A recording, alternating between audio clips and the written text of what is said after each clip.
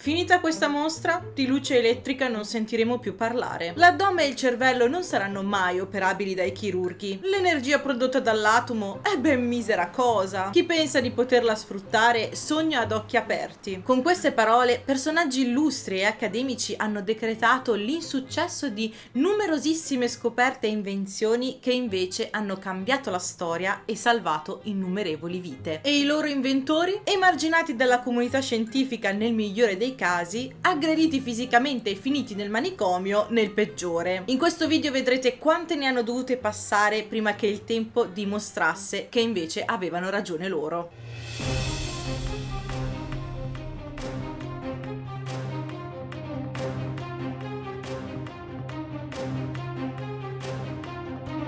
Cominciamo da colui che è l'emblema dell'incompreso e dell'emarginato, tanto da coniare un'espressione partendo dal suo cognome, il riflesso di Semmelweis, che indica la riluttanza ad accettare una scoperta che contraddica le credenze stabilite. Lui era Ignaz Semmelweis, il medico che scoprì che forse lavarsi le mani tra un'autopsia e un parto era una buona idea. E no, non è una battuta. La correlazione tra batteri e malattie infettive era una nuova teoria ancora poco diffusa. Si credeva ancora che le malattie fossero causate da miasmi nell'aria o disordini interni. Questo valeva anche per la febbre puerperale, a causa della quale i tassi di mortalità materna nelle cliniche ospedaliere erano estremamente alti, più che nelle campagne. Com'era possibile che avessi più probabilità di sopravvivere partorendo nel letto di casa tua, assistita dalla levatrice del paesello, invece che in un rinomato ospedale cittadino con i migliori medici? La colpa veniva spesso data ai miasmi dell'area di città,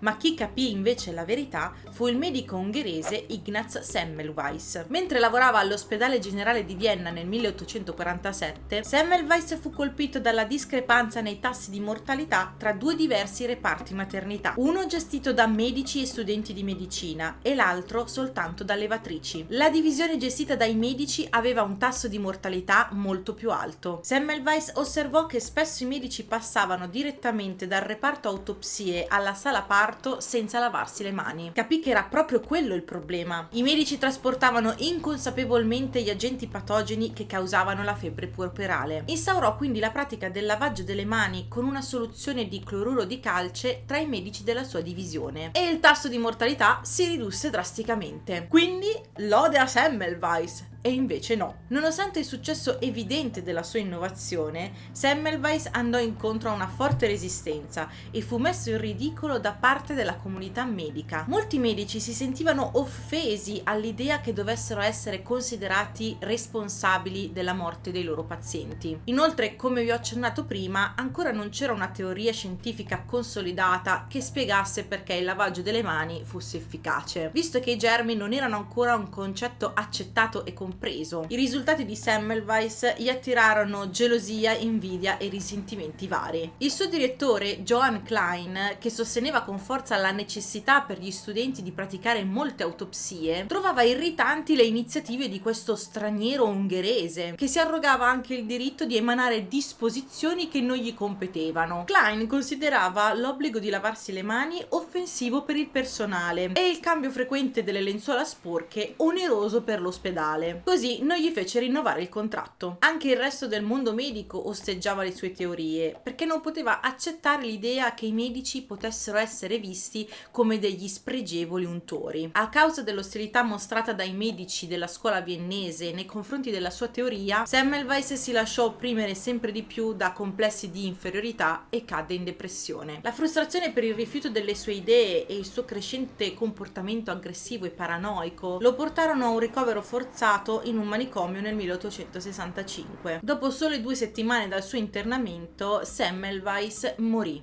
Ironia della sorte per setticemia, sviluppatasi a causa delle ferite inferte dalle guardie del manicomio e delle cure non adeguatamente sottoposte a profilassi. proprio ciò che la sua scoperta voleva evitare. Il riconoscimento delle pratiche di Semmelweis arrivò soltanto dopo decenni dalla sua morte, specialmente con l'avanzamento della teoria germica della malattia da parte di scienziati come Louis Pasteur e Joseph Lister, che fornirono il fondamento teorico che mancava alle osservazioni di Semmelweis. Oggi è celebrato come un pioniere delle procedure antisettiche, avendo dimostrato con la sua vita l'importanza dell'igiene nella pratica medica. Un altro che andò contro alla teoria delle esalazioni malsane come causa delle malattie fu Jon Snow. No, non lui, soprattutto perché lui non sapeva niente. Tu non sai niente, Jon Snow. Ma lui, medico britannico che a metà del XIX secolo ipotizzò che il colera si trasmettesse attraverso acqua contaminata e non attraverso l'aria. Cosa glielo fece pensare? Snow fin da giovane si trovò nel mezzo delle epidemie di colera che devastavano l'Inghilterra a ondate, portando alla morte decine di migliaia di persone. Osservando la diffusione della malattia, si chiese come mai i miasmi non uccidessero indiscriminatamente chi si trovava nei dintorni della loro fonte, ma potessero scegliere una casa e risparmiare completamente quella vicina. Inoltre il colera si manifesta con diarrea e vomito, a volte fulminanti. Colpisce quindi l'apparato digerente. Come può essere quindi causato dall'aria infetta, che viene a contatto solamente con l'apparato respiratorio? Snow dedusse che la causa della malattia dovesse essere qualcosa che veniva ingerito e non respirato. Il maggiore indiziato era l'acqua. Snow iniziò a indagare a Soho, uno dei quartieri vicini a casa sua più colpiti dal colera. Raccolse dati meticolosi, visitando le case colpite e documentando i casi di colera, che poi presentò in una mappa dettagliata. Questa mappa evidenziava una chiara correlazione tra i casi di colera e l'uso specifico della pompa d'acqua di Broad Street. Individuata la fonte del contagio, doveva capire perché proprio quella pompa. Scoprì che nelle vicinanze di Broad Street c'era una casa il cui impianto fognario malandato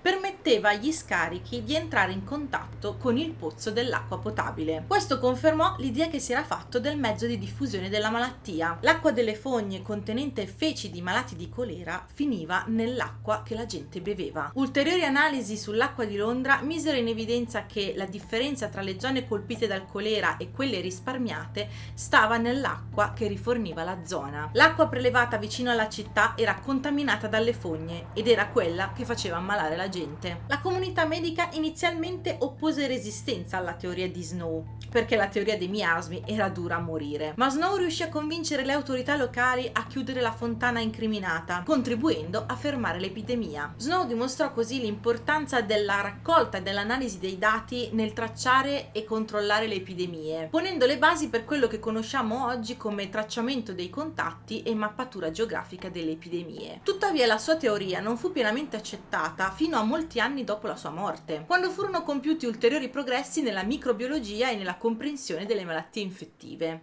Abbiamo visto due medici alle prese con le reticenze del campo scientifico ad accettare nuove teorie.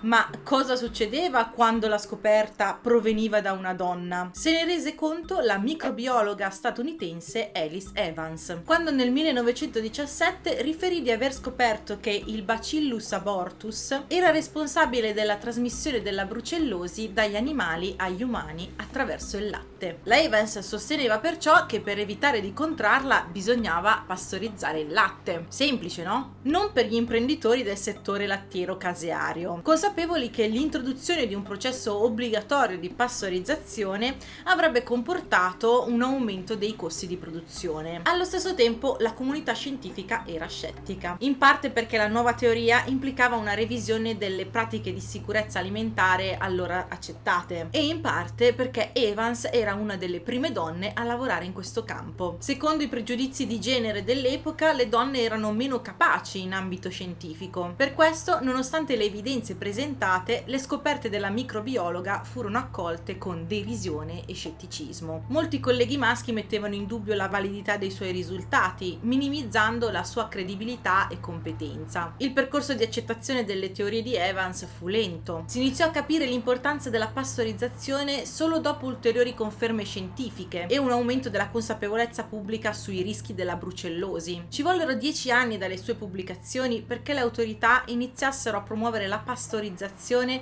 come necessità per la sicurezza del latte, riducendo così drasticamente l'incidenza di molte malattie trasmesse dai latticini.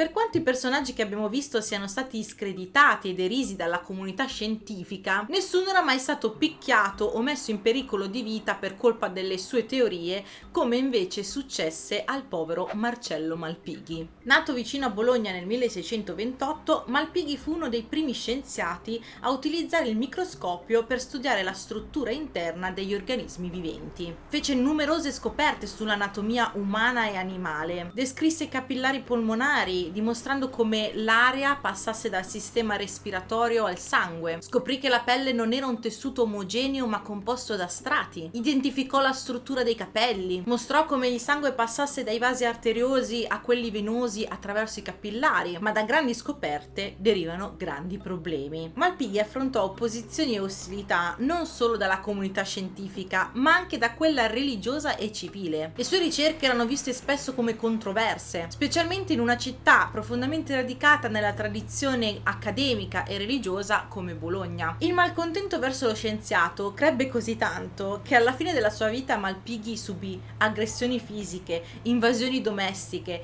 e infine un incendio doloso che lo costrinse ad abbandonare la città. Come mai tutto questo accanimento? Perché i risultati del suo lavoro stavano scomodi a più categorie, ognuno per motivi diversi. Stava sulle scatole alla comunità medico-scientifica perché le sue scoperte rivelavano una insospettabile complessità dei tessuti e dei sistemi corporei, mettendo in discussione la millenaria teoria umorale di Ippocrate e Galeno. Malpighi colpiva anche il mondo religioso perché le sue ricerche potevano rappresentare una minaccia alla visione tradizionale della creazione e dell'ordine naturale. Era un rischio anche per gli interessi di medici e chirurghi, perché le implicazioni delle sue scoperte per la medicina pratica erano enormi e avrebbero potuto stravolgere le pratiche consolidate da tempo. E come abbiamo visto per la microbiologa Evans, aggiornarsi costa soldi e fatica. Se a tutto questo aggiungiamo le invidie dei colleghi per la fama e il successo che stava ottenendo Malpighi, otterremo un bel mix di oppositori più o meno feroci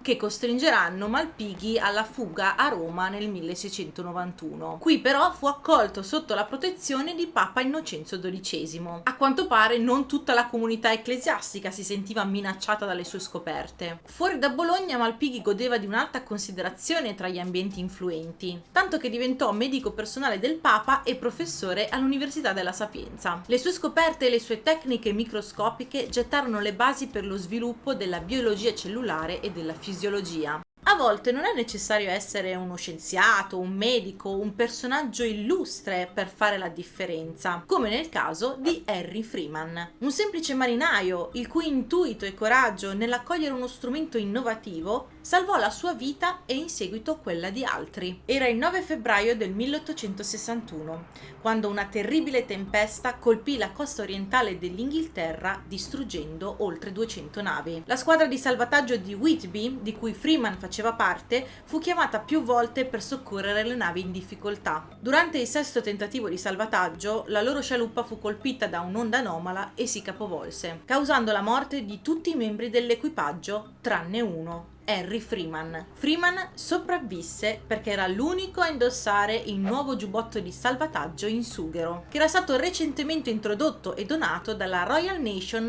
Lifeboat Institution. Nonostante l'evidenza della sua efficacia, i marinai inizialmente erano scettici riguardo l'uso del giubbotto di salvataggio in sughero, per vari motivi. I primi giubbotti di salvataggio in sughero potevano essere ingombranti e rigidi, rendendo difficile per i marinai muoversi liberamente, e la mobilità è cruciale in ambiente marittimo, dove la rapidità di movimento può essere vitale. Ma non è che i marinai non usassero niente e fossero rassegnati a cadere in mare soltanto con la divisa. Usavano sistemi di galleggiamento più vecchi, ma che conoscevano meglio e di cui si fidavano di più, come le cinture di salvataggio riempite di sughero o altri materiali galleggianti che erano semplici e più familiari. Questi sistemi erano spesso personalizzabili. Ogni marinaio li poteva adattare al proprio modo di lavorare e alle condizioni del mare. Tuttavia, la sopravvivenza di Freeman dimostrò l'importanza vitale dei nuovi dispositivi. Il tragico evento del 1861 segnò un punto di svolta.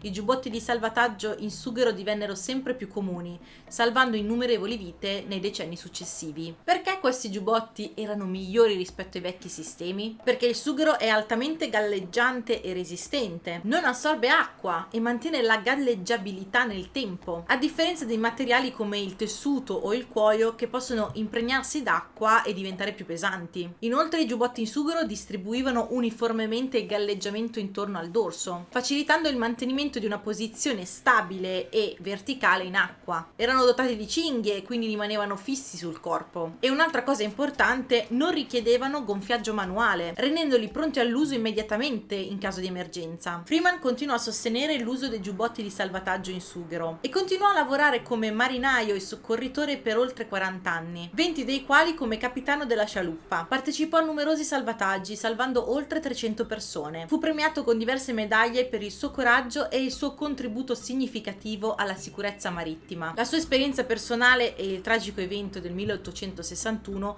furono determinanti per l'adozione diffusa dei giubbotti di salvataggio, aumentando notevolmente le possibilità di sopravvivenza dei marinai in situazioni di emergenza. Quelle che abbiamo visto sono solo alcune delle scoperte rivoluzionarie che all'inizio furono demolite o ignorate. Chissà, magari anche oggi alcune pratiche vengono ridicolizzate, ma un domani verranno rivalutate e entreranno a far parte della normalità. Perciò la prossima volta che avrete un'idea che vi sembra stupida perché nessuno la ritiene valida, pensate a questi esempi. Può darsi che quell'idea cambi il mondo. Scrivetemi nei commenti se volete altre storie come queste e se ancora non l'avete fatto iscrivetevi e attivate la campanella per non perdervi i prossimi episodi. Alla prossima, ciao!